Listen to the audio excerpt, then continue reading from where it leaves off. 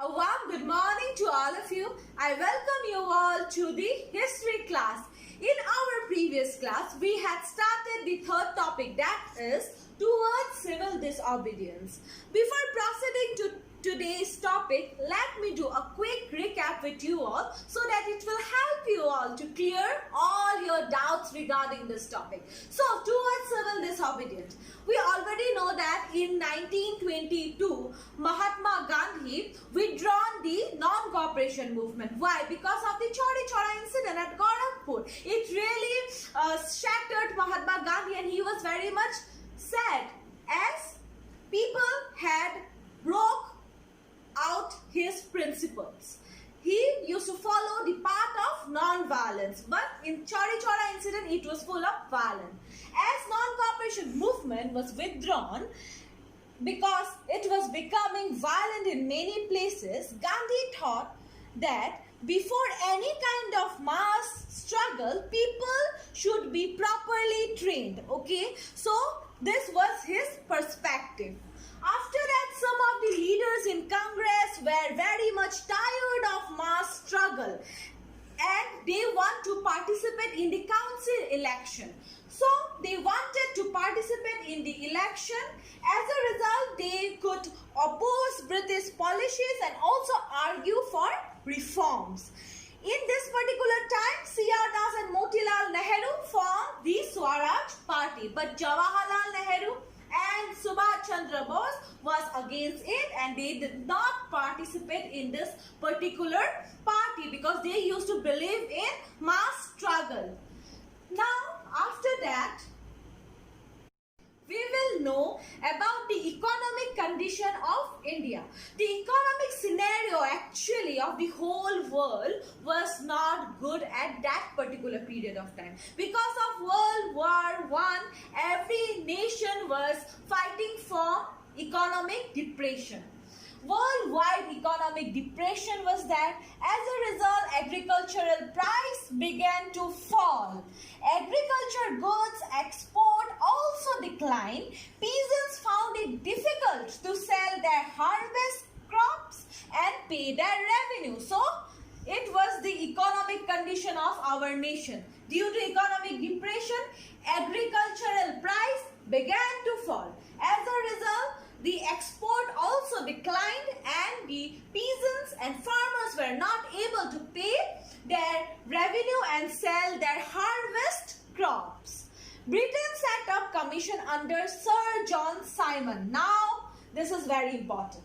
It was to look into the functioning of constitution system in India, and it required suggest some kind of changes. But the only problem was that this whole commission, that is Simon Commission, in that particular commission, all the members were British. Not single Indians were there in that particular commission. This commission was set up in order to look into the function of constitution system in India and suggest changes, but all the members were British. As a result, when Simon arrived in India in the year 1928, he was greeted with "Go back, Simon." That means everyone was angry with that, frustrated with that, and he was greeted. That means Simon was greeted like "Go back, Simon." After that, all parties including the Muslim League and also the Congress participated in this demonstration. Demonstration like "Go back, Simon." The Congress as well as the Muslim League also, you can say, raised their voice in the slogan like "Go back, Simon." As a result, Lord Irwin in October 1929 arranged a round table conference. Okay, but he had arranged this round table conference in order to discuss future constitution of India.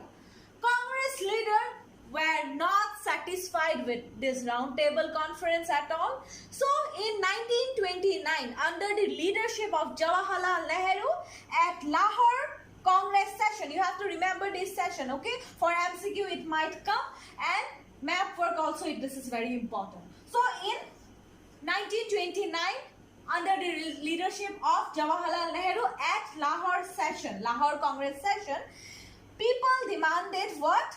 Purna Swaraj. Purna Swaraj means complete independence. Okay, full freedom, full independence, complete independence. Now, 26 January 1930 was celebrated as Independence Day because in this Lahore session they had demanded complete independence, and 26 January 1930 people celebrated as Independence Day, but it attracted very little attention. Most of the people were not at all satisfied with this kind of Independence Day, and it does not drag any kind of attention. Only few population celebrated this particular ceremony. As a result, Mahatma Gandhi was very much tense because in order to gain freedom, everyone should be together, okay? Everyone should be united. Now Mahatma Gandhi, in order to unite the people, what strategy he had played, we will know now in this particular session. Now our next topic, 3.1. Let's start that. Salt March and Civil Disobedience Movement. On 31st January 1930, what happened we will know now. On 31st January 1930, Gandhiji sent a letter to Viceroy Irving stating 11 demands. The main motive behind it was to unite the Indians, okay? So, the idea was to make demands wide-ranging, means the idea was to make these demands popular so that all class within Indian society or all the people of India could be united. Most important among these 11 demands were to abolish salt tax, okay, and look into land revenue. But Viceroy did not accept these 11 demands of Mahatma Gandhi.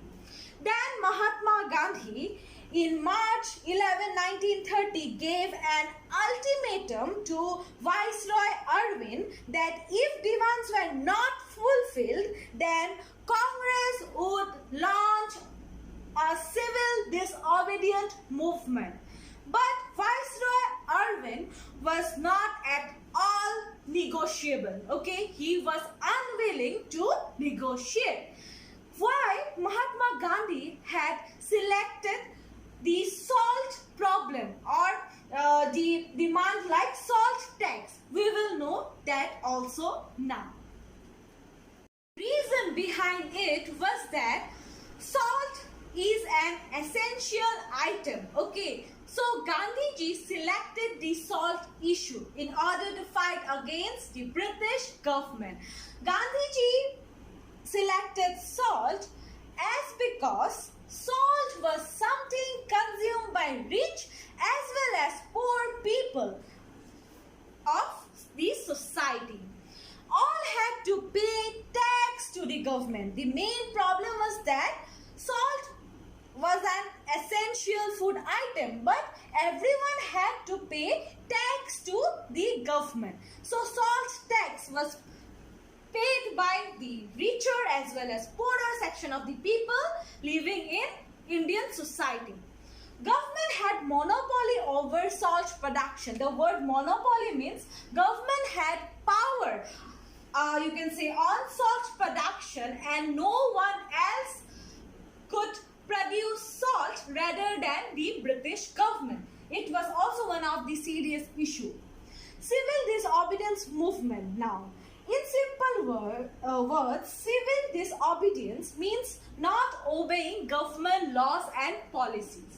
So, how this civil disobedience movement started? The civil disobedience movement started with a Dandi March.